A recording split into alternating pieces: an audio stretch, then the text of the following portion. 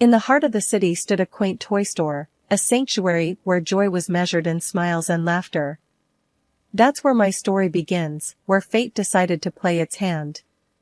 I'm Lily, a 29-year-old who found solace among the aisles of toys, each one holding a story waiting to be told. It was a regular day, the store buzzing with the usual chatter, when he walked in, Jake, the man who unknowingly was about to turn my world upside down. He wandered through the aisles with a look of determination, his eyes scanning the shelves for the perfect gifts. "Excuse me," he said, approaching me with a gentle smile, "I'm on a mission to find the coolest toys for the children of my friends. Any recommendations?" I smiled, pointing towards the latest action figures. "You can't go wrong with these. Kids love them, and they're our top sellers this month." Jake picked up one of the figures, examining it with an intrigued expression. "Looks like you really know your stuff. Do you enjoy working here?" I laughed, a warm feeling blooming inside. "I do. It's more than just a job. It's like being a part of countless happy childhood memories. But tell me more about you. Is being the cool uncle a full-time job?" His laughter echoed through the store, a sound that felt oddly comforting. "It feels like it sometimes. But seriously, my family is pretty big, parents, 2 younger sisters. One is about to get married and move to another city. It's chaotic, loud, but I wouldn't have it any other way." We continued to chat, our conversation flowing effortlessly. I shared my story, how life had been a solitary journey since my grandmother passed, leaving me her small, cherished house. Jake listened with genuine interest, his eyes never leaving mine. "It sounds like you've had your share of challenges," he said softly. "Your grandmother must have been a remarkable woman to raise someone as strong and kind as you." The store started to quiet down, signaling the end of the day. Our conversation, however, was far from over. "It's not often you meet someone who understands the value of family," I remarked. "Your family sounds wonderful. A bit like the big, happy family I've always imagined." Jake's gaze held a warmth that made my heart skip a beat. "They are wonderful, and a bit overwhelming at times. But you know, maybe one day you could meet them. I have a feeling they'd love you." As we parted ways that evening, the air was thick with unspoken promises and possibilities. Little did I know, this chance encounter, this hopeful meeting, was the beginning of a journey full of unexpected twists and turns. The day I was to meet Jake's family, my heart fluttered like a butterfly in a garden of hope. Dressed in my best, I rehearsed conversations and imagined laughter-filled rooms.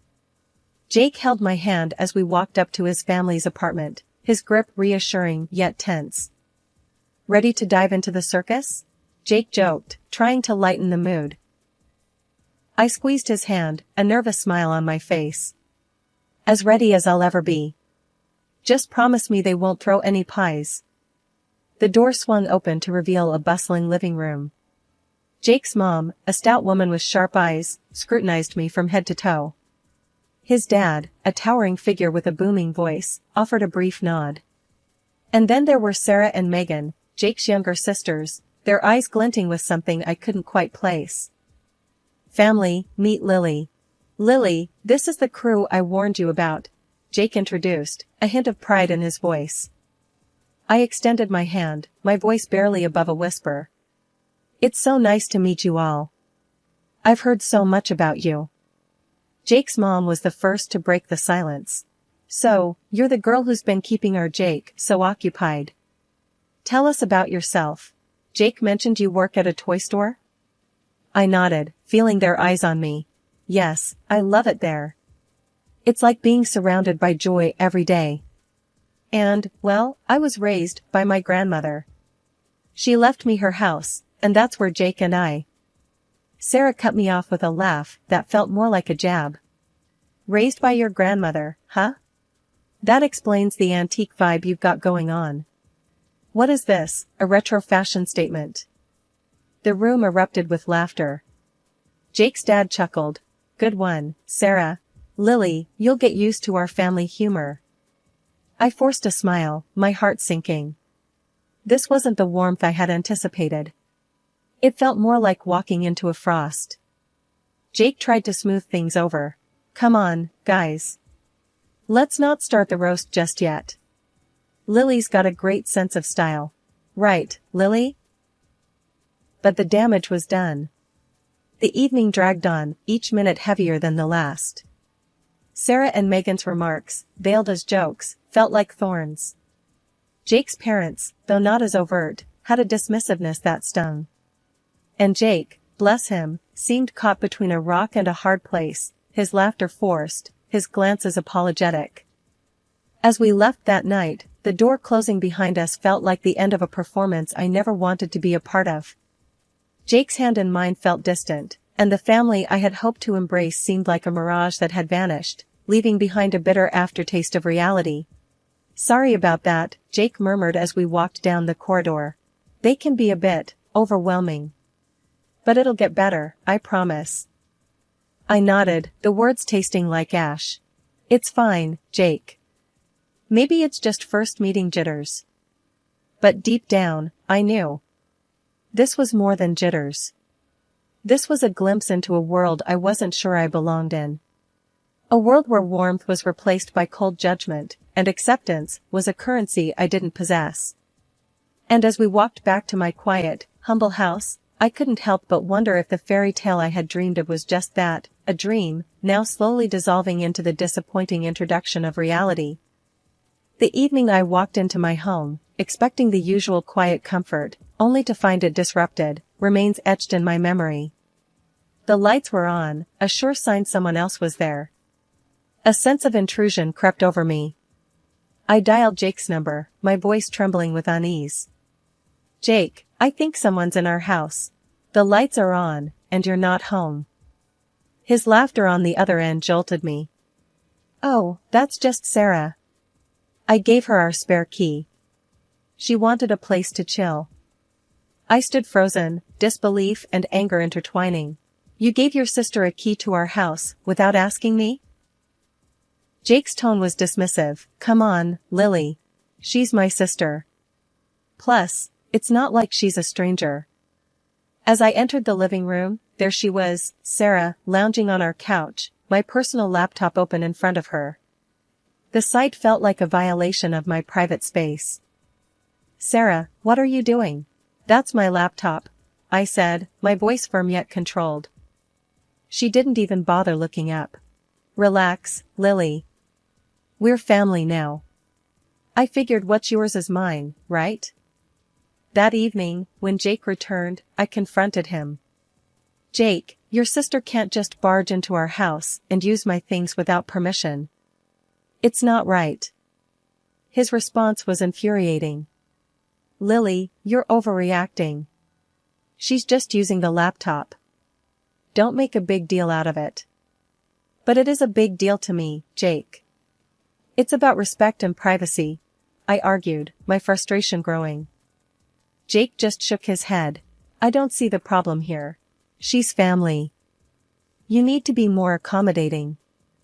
From then on, Sarah's visits became a regular occurrence. She'd walk in whenever she pleased, treating our home like it was her own. It wasn't just the intrusion that bothered me, it was her complete disregard for our privacy. She'd leave dishes in the sink, move my things around, and never once asked if it was okay.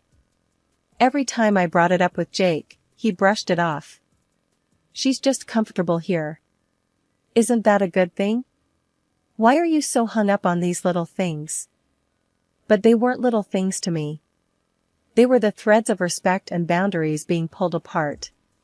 My home, once my sanctuary, was now a free-for-all, and I felt like a guest in my own space. One day, I came home to find Sarah sprawled on the couch, a pile of her laundry on the living room floor. Sarah, this isn't a laundromat. You can't just do your laundry here, I said, my patience wearing thin. She rolled her eyes. Oh, please, Lily. It's not like I'm asking you to do it for me. Plus, your washer is way better than ours. I couldn't believe the audacity. This was more than just familial comfort, It was entitlement. And Jake's inability to see that, to stand up for our space, was driving a wedge between us. Weekends used to be my retreat, a time to unwind and recharge. But that changed when Jake's family decided our home was their new weekend getaway. It started one Saturday morning. I was greeted not by the quiet I cherished, but by the loud chatter and laughter of Jake's family sprawled across my living room. "Morning, Lily. Hope you don't mind, we thought we'd spend the day here. Our place is a bit cramped at the moment," Jake's mom announced cheerily as if they'd done nothing out of the ordinary.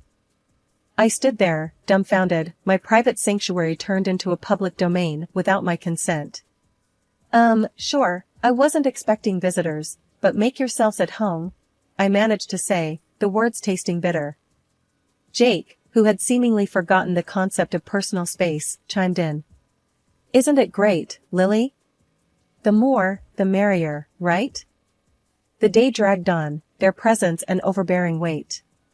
The living room, once my haven of peace, was now a mess of loud conversations, clutter, and the overwhelming scent of food. They acted as if it was their right, their house.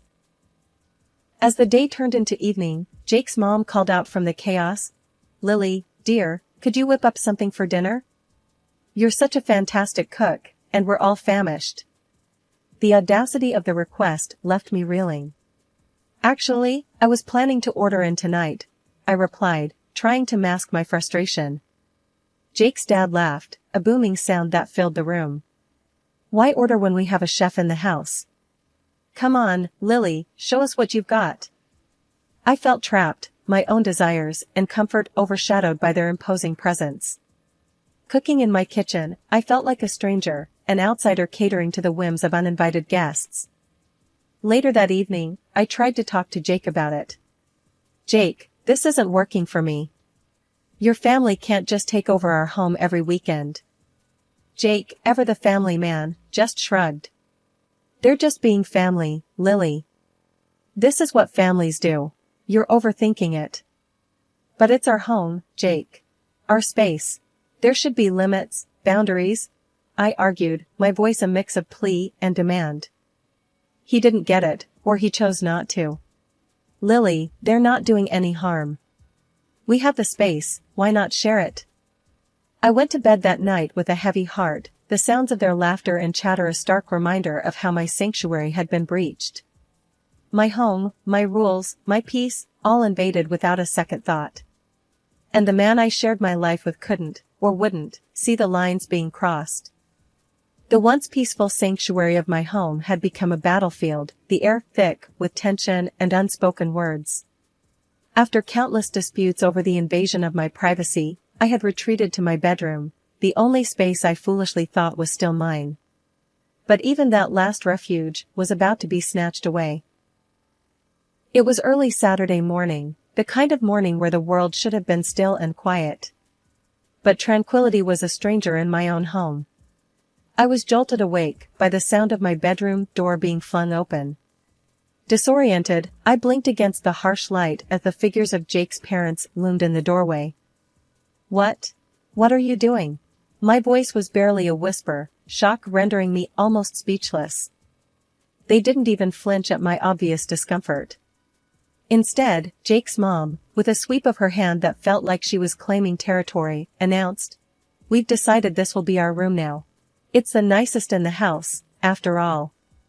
Jake's dad nodded in agreement, his eyes scanning the room, not as a guest, but as someone assessing their property. "Yep, this will do. And don't worry, we left our apartment to Sarah. She needs it more than we do." Their words hit me like a physical blow. This was no ordinary intrusion, this was a full-blown takeover. My room, my private space, was being stripped away right in front of me. Shaken, I scrambled out of bed and found Jake in the kitchen, oblivious or indifferent to the chaos. "Jake, we need to talk. Now. Your parents can't just take over my room like this." Jake sipped his coffee, unfazed. "Lily, why are you making such a big deal out of this? They're just trying to be comfortable. Besides, you can stay in the attic, right?" His words stung more than I thought possible. The attic? Jake, are you listening to yourself? This is my house, and your family is treating it like a hotel. He shrugged, a gesture that spoke volumes of where his loyalties lay. Well, it's their house too now. You can fix up the attic. It could be a nice project for you. I stood there, disbelief and rage coursing through me. My home, my sanctuary, was being carved up and handed out like slices of pie, and the man I had pledged my life to was holding the knife. As Jake walked away, leaving me to grapple with the reality of the situation, I realized I was alone in this fight. The home I had built, the life I had envisioned, was being dismantled, piece by piece. And the one person who should have been my partner, my ally, was the architect of my despair. But as I stood in the shell of what used to be my refuge, a fierce determination took root. This was my home, my life, and I wasn't about to let it be taken from me. The battle lines were drawn, and I, Lily, was ready to reclaim what was rightfully mine. The night before Jake and his family left for the wedding, the house was thick with tension and unspoken words. They laid down their plans, like a king dictating to his subjects. We're off tomorrow, Lily, for Megan's wedding. You'll have the house to yourself for a week. Should be plenty of time to get your new attic room ready, Jake's mom declared with a smirk. Jake chimed in, a cold look in his eyes. Yeah, Lily. It's only fair. Mom and Dad need the space. It's a small sacrifice, really. Their laughter echoed through the house, a cruel soundtrack to the mockery of my life. The door closed behind them the next morning, the silence they left behind heavy with the weight of their words. But as the sound of their car faded away, a new resolve rose within me. I had always thought a big family was a blessing, but their presence in my life had turned into a curse, one I was determined to break. The first step was clear and unwavering. I marched to the local hardware store, the determination in my steps ringing louder than the jingle of the door as I entered. I need new locks for my house, I declared to the clerk, my voice a mixture of resolve and newfound strength. As I returned home, the new locks in hand, each click and turn of the screws as I installed them felt like a proclamation of my independence, a reclamation of my space. This house, filled with memories of my grandmother and the dreams I had for my own life, was mine and mine alone. With the new locks firmly in place, I turned my attention to the next task. Jake's belongings, once scattered throughout the house, were methodically packed away. Each item I placed in the boxes was like shedding a layer of the life I no longer recognized. As the week passed, my anticipation grew. The day of their return loomed over me, but the fear that once might have gripped me had transformed into something fiercer, a readiness to confront whatever came next. And then the day arrived. The sound of their car pulling up, the confused voices as they found their keys no longer worked, the rising volume as reality set in, it was a symphony of my making. What's this, Lily? Playing games now? Open this door. Jake's voice was a mix of command and desperation, his words hammering against the firm resolve that shielded me. I opened the window slightly, my voice steady and unwavering. It's no game, Jake. It's reality. The reality where I reclaim my home and my life. Your things are outside. You can take them and go. His mom's voice cut through next, sharp and accusatory. You think you can just throw us out like trash? After we welcomed you into our family? The irony of her words almost made me laugh. Welcomed? No, you invaded, you disrespected, and you overstepped every boundary. This is my home, and it's time you all accepted that. The voices rose, a cacophony of disbelief and anger. Jake's dad, his voice booming, joined in. You can't do this to us, Lily. We're family. Family sticks together. I shook my head, a slight smile playing on my lips. Family respects each other.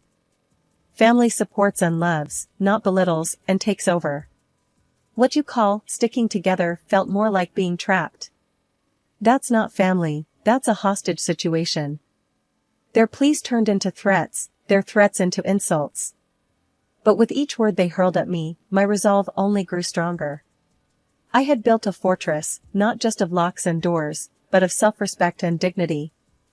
As the reality of the situation settled in, Jake's voice, once full of authority, now trembled with a hint of realization. "Lily, please. Let's talk about this. We can sort it out." But the time for talking had passed long ago. "There's nothing left to talk about, Jake. I gave you and your family every chance to be part of my life, my home. But you chose to treat it like a free-for-all. You chose to stand by and watch as they disrespected me, in my own home. That was your choice. Now, this is mine." The neighbors, drawn by the commotion, watched from a distance. Whispers and glances were exchanged, the drama unfolding before them, a stark reminder of how quickly the veneer of civility can crack. And when the noise became too much, when the insults and the banging on the door threatened to breach my newfound peace, I called the authorities. The arrival of the police was the final punctuation in a long and exhausting sentence. I explained the situation, my voice a testament to the journey I had been on. The officers, their faces a blend of sympathy and professionalism, turned to Jake and his family. "You need to leave now. If you refuse, we'll have to take further action." As they finally collected Jake's belongings and retreated, a profound sense of calm enveloped me. The house, once a battlefield, was now quiet. The door, once a revolving entry for disrespect, was now a barrier against it. A week had passed since I took a stand, the quiet in my home a stark contrast to the turmoil that had once reigned. I was sipping my coffee, the warmth a gentle reminder of the peace I had reclaimed, when a knock shattered the tranquility. It was Sarah, her face twisted in anger, standing on my doorstep like an unwelcome storm. "Lily, you think you're so high and mighty, kicking everyone out? You're nothing but a selfish, greedy woman." Sarah spat the words out, her voice dripping with resentment. I leaned against the doorframe, my stance firm. "Sarah, this is my home, and I will not be insulted in it. Your family overstayed their welcome, and I did what was necessary." She scoffed, her laugh harsh and jarring. "Necessary? You've turned everything upside down. I had the apartment to myself, and now? Now it's a circus again. Mom, Dad, Jake, all crammed in because of you." Her words were meant to wound, but I only felt a profound sense of relief. "That's not my problem, Sarah. You all made your choices, and now you're living with them." Sarah's face reddened, her anger a tangible force. "You can't just toss us aside like this. We're family." I shook my head, a sad smile on my lips. "Family doesn't treat each other the way you treated me. I gave you all chances, but you chose to ignore them. I deserve respect and peace in my own home." Her words became a blur, insults and accusations thrown aimlessly. But they no longer touched me. I had built a wall, not just of locks and doors, but of self-respect and resolve. As she continued her tirade, I realized the truth in her words. Her anger wasn't just about being thrown out, it was about the loss of her comfort, her space. And that realization only strengthened my resolve. After what felt like an eternity, I cut her off. "Sarah, this conversation is over. Your family's actions brought you to this point. I suggest you focus on finding a solution, instead of wasting your time here."